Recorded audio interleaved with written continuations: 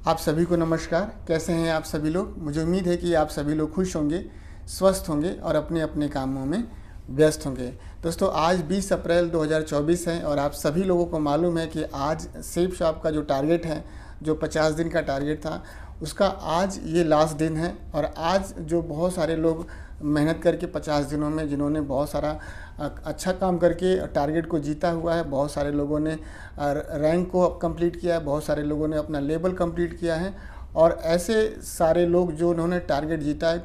किसी ने gold coin का टारगेट जीता है, किसी ने दुबई का टारगेट जीता है, किसी ने थाईलैंड का टारगेट जीता है। ऐसे साथियों के लिए सेब शॉप मैनेजमेंट की तरफ से एक बहुत ही ब्रेकिंग जो है इंस्ट्रक्शन है, जो सावधानियां हैं, उस जानकारी को लेकर के आप अपने टारगेट जीतने का जो मज़ा है उसे कायम रख सकते हैं, दोगुना कर सकते हैं। तो आज के इस ट्यूटोरियल में हम उस इंस्ट्रक्शन को जानेंगे, भली बाती से उसकी बारीकी को जानेंगे कि उस इंस्ट्रक्शन का, उस निर्देश का क्या माइनस और प्लस पॉइंट है और उससे क्या आपको फ़ायदा हो सकता है और नहीं जानने पे आपको क्या नुकसान हो सकता है। इसके बारे में आज इस ट्यूटोरियल में जानेंगे। उससे पहले मैं आप लोगों से रिक्वेस्ट करूँगा कि अगर आप लोग इस चैनल पर नए हैं तो प्लीज़ आप लोग इस चैनल को सब्सक्राइब कर लीजिएगा। अगर आप लोग को वीडियो पसंद आए तो उसे प्लीज़ लाइक कर दीजिएगा। कोई आपका मन में सवाल हो तो उसे कमेंट करिएगा। साथ ही साथ ये भी ज़रूर बताइएगा कि आप किस शहर से, किस लेवल पे, किस नाम के व्यक्ति इस ट्यूटोरियल को देख रहे हैं, क्योंकि इसको बताने से, इसको जानने से बहुत सारे ऐसे साथी जो नए हैं या जो पुराने हैं उन्हें भी मदद मिलती है जानने में और ये समझने में कि हमारे शहर में किस लेवल पे किस व्यक्ति, कौन सा व्यक्ति काम कर रहा है, जिससे कि काफ़ी मदद मिलती है बिज़नेस को डेवलप करने में। अभी मजा आएगा ना भिड़ो। तो दोस्तों, स्वागत है आप सभी लोग का आज के इस ट्यूटोरियल में। और दोस्तों, मैं बताना चाहूँगा कि बहुत सारे साथी ऐसे होते हैं जो प्लान दिखाने के बाद से प्रॉस्पेक्ट को अमाउंट और बिज़नेस वैल्यू में उलझा देते हैं। यानी कि जब भी प्रॉस्पेक्ट पूछता है कि कितने रुपए की शॉपिंग करना होता है, तो जो लीडर होता है, यानी कि जो प्लान दिखा रहा होता है, वो समझ नहीं पाता है कि अमाउंट बताएं कि बिज़नेस वैल्यू बताएं। तो प्लान को दिखाते समय जब हम शॉपिंग कराने की बात आती है तो बिज़नेस वैल्यूम को और अमाउंट को कैसे डिफ्रेंशिएट करते हुए उसे सही चीज़ बताएं, इस वाले ट्यूटोरियल को देख करके आप जानकारी बढ़ा सकते हैं। अब बात करते हैं दोस्तों कि सेब शॉप में जो साथी टारगेट जीत रहे हैं या जो जीत चुके हैं 20 अप्रैल 2024 तक, उनके लिए सेब शॉप मैनेजमेंट ने क्या दिशा निर्देश जारी किया हुआ है। तो दोस्तों, मैं आप लोग को यहाँ पे बताना चाहूँगा कि सेब शॉप एक प्रोडक्ट बेस्ड कंपनी है। सामान बिकता है तो हमें पैसा मिलता है और उसी पैसे में से हमारा फ़ायदा होता है और उसी फ़ायदे में से कंपनी भी अपने पास रखती है और उसमें से बहुत सारा पैसा रेफरल कमीशन के रूप में लेवल वाइज, रैंक वाइज आपको आपके क्राइटेरिया के हिसाब से बांट देती है। अब बात ये आती है इंस्ट्रक्शन क्या है। तो इंस्ट्रक्शन ये है दोस्तों कि पहले ये होता था कि सेब शॉप में जब कोई एक डेडलाइन होती थी, मान लीजिए 20 अप्रैल डेडलाइन है और इस दिन तक कोई टारगेट जीत जाता था तो उसका जो है टारगेट उसे घोषित कर दिया जाता था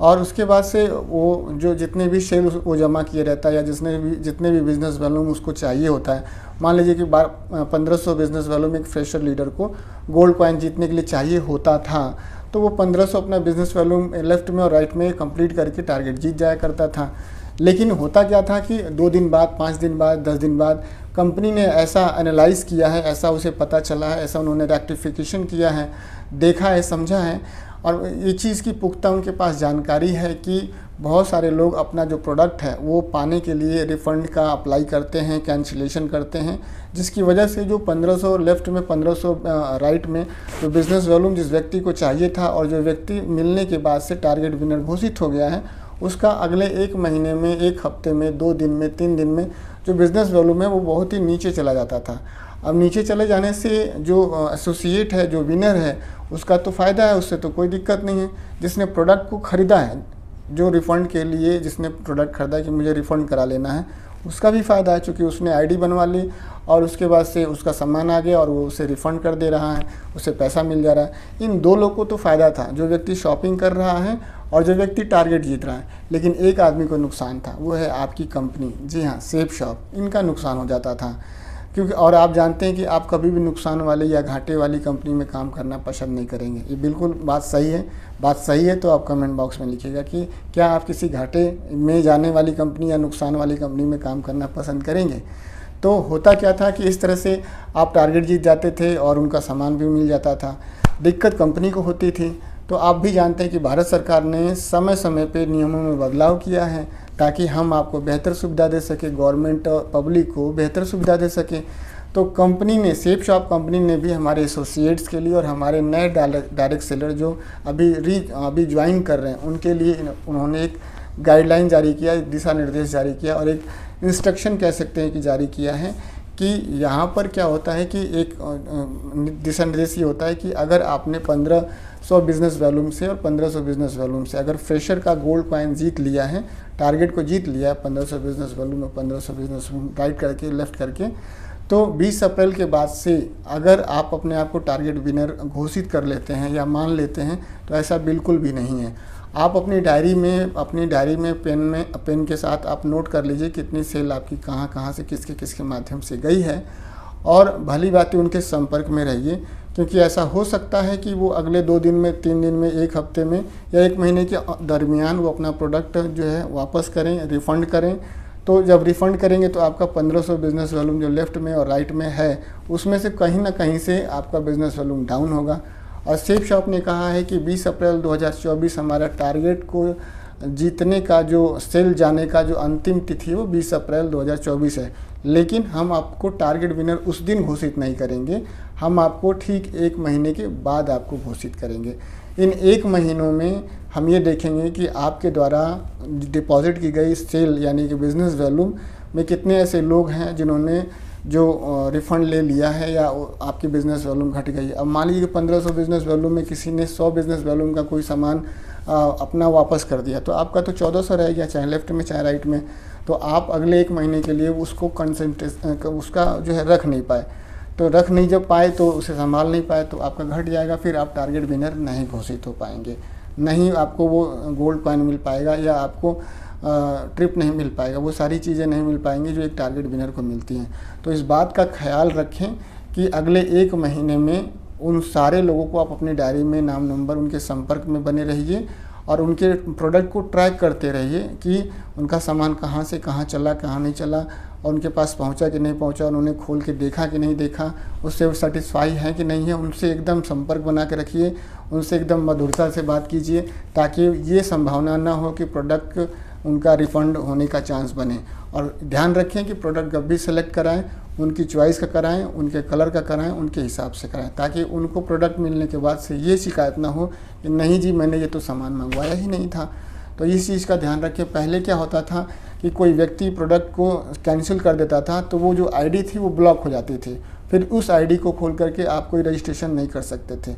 लेकिन अभी क्या है कि अगर कोई व्यक्ति प्रोडक्ट को कैंसिल कराता है तो आपका टारगेट जीतने की संभावना कम हो जाती है। अब यहाँ पे आपके पास 2 रास्ते हैं, या तो उसे मधुर संबंध बना के रखिए, उसके हिसाब से प्रोडक्ट को सेलेक्ट कराइए, उसके साथ तालमेल बना के रखिए, ज़रूरत से ज़्यादा बना के रखिए। और दूसरा रास्ता ये है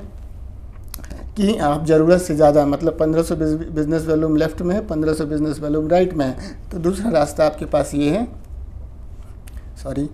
कि आप जो है इससे ज़्यादा बिज़नेस वॉल्यूम जनरेट करा के रखिए। मान लीजिए 1700 करा लीजिए, 2000 बिज़नेस वॉल्यूम करा लीजिए, ताकि अगर कोई 1-2 व्यक्ति प्रोडक्ट को अगर रिफ़ंड भी करा लेता है, प्रोडक्ट ऑर्डर कैंसिल भी करा लेता है, तो आपके टारगेट जीतने की संभावनाओं पे कोई भी नेगेटिव असर ना पड़े। तो इस चीज़ का ध्यान रखें, इसलिए मैंने ट्यूटोरियल बनाना सही समझा। जानकारी आपको कैसी लगी, इस बात से आप सहमत हैं या नहीं सहमत हैं, ये सही योजना है या नहीं है, कमेंट बॉक्स में लिख के ज़रूर बताइएगा। साथ ही साथ एक रिक्वेस्ट यही है कि इस ट्यूटोरियल पे अगर आप लोग पहली बार देख रहे हैं तो इस प्लेटफॉर्म पे अगर आप नए हैं तो प्लीज़ आप लोग इस चैनल को सब्सक्राइब कर लीजिएगा। साथ ही साथ आप लोग मेरा जो फेसबुक पेज है DS मानवेंद्र सेफ शॉप, आप लोग वहाँ पे भी जाके उसे फॉलो कर लीजिएगा, क्योंकि बहुत सारा ऐसा कंटेंट है जो मैं यूट्यूब पे अपलोड नहीं कर सकता लेकिन उसे फेसबुक पे अपलोड कर सकता हूँ।